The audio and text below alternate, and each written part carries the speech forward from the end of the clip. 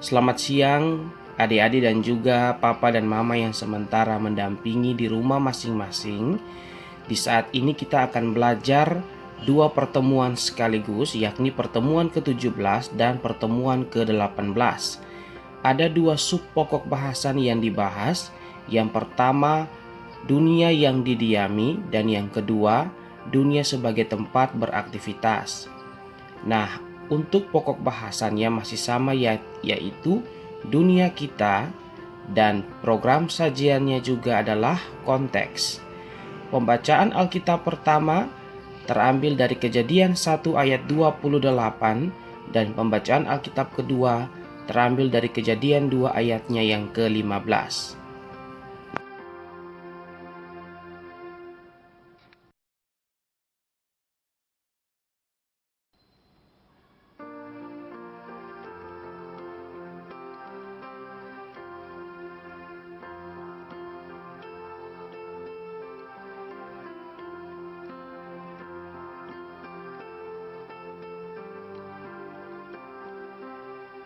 Adik-adik dan orang tua yang sementara mendampingi, kita mempunyai tujuan umum penyajian, yaitu memahami dunia sebagai tempat beraktivitas. Ada 3 tujuan khusus penyajian. Yang pertama, menjelaskan dunia ciptaan Allah sebagai ekosistem. Yang kedua, menjelaskan fungsi dua kelompok organisme makhluk hidup hasil ciptaan Allah bagi manusia. Dan yang ketiga, menyebutkan contoh sikap hidup yang baik untuk menjaga, mengolah, dan melestarikan hasil ciptaan Allah.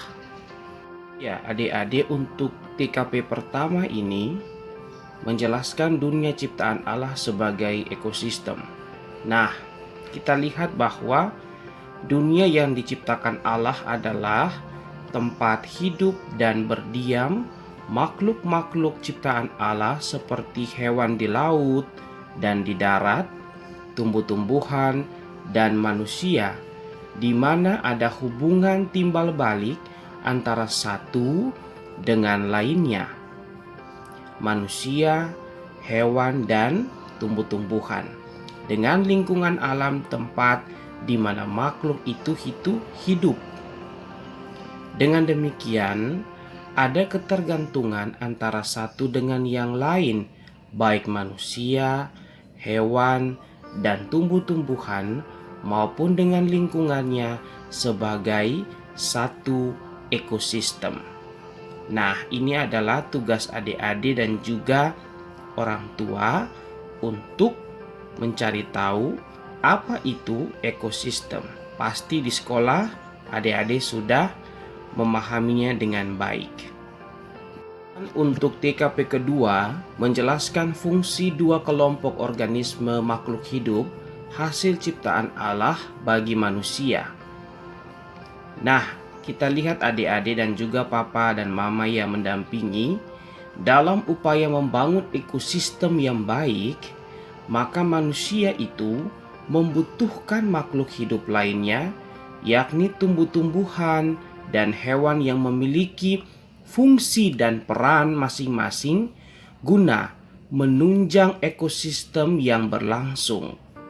Tumbuh-tumbuhan mempunyai fungsi sebagai sumber makanan, obat-obatan, dan bahan baku dalam membangun rumah.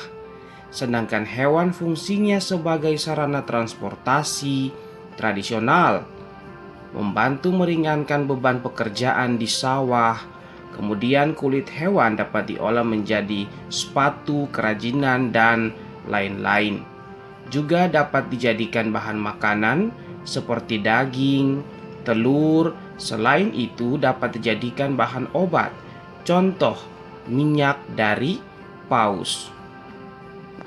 Kemudian kita lanjut pada TKP ketiga, yakni menyebutkan contoh sikap hidup yang baik untuk menjaga, mengolah, dan melestarikan hasil ciptaan Allah.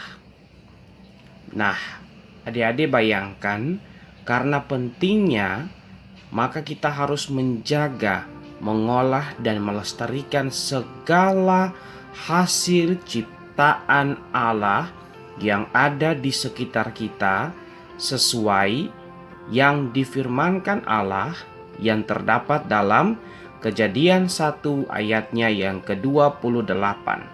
Dan karena itu, sikap yang baik yang mesti dinampakkan ialah tidak menebang hutan sembarangan, tidak melakukan pemburuan liar, menjaga hutan lindung, dan melakukan peremajaan hutan. Iya. Adik-adik, kita lanjut pada pertemuan ke-18 dengan tujuan umum penyajian memahami dunia sebagai tempat beraktivitas. Ada 4 tujuan khusus penyajian. Yang pertama, menjelaskan dunia ciptaan Allah sebagai tempat beraktivitas. Yang kedua, menyebutkan 3 sektor di bidang ekonomi yang umumnya ditekuni masyarakat di Maluku. 3, memberikan contoh sikap hidup yang baik untuk memelihara laut sebagai salah satu sumber ekonomi. Dan yang terakhir, yang keempat, menyebutkan contoh sikap hidup yang baik sebagai respons atau jawaban atas berkat Tuhan yang diterima. Untuk TKP pertama, menjelaskan dunia ciptaan Allah sebagai tempat beraktivitas. Papa dan mama serta adik-adik yang ada di rumah masing-masing, sepanjang ada makhluk hidup di dunia ini, sepanjang itu pula ada aktivitas yang berlangsung, sebab itu pertanda ada kehidupan. Tentu, aktivitas itu tergantung dari keterampilan dan kemampuan yang dimiliki oleh yang beraktivitas, yaitu manusia.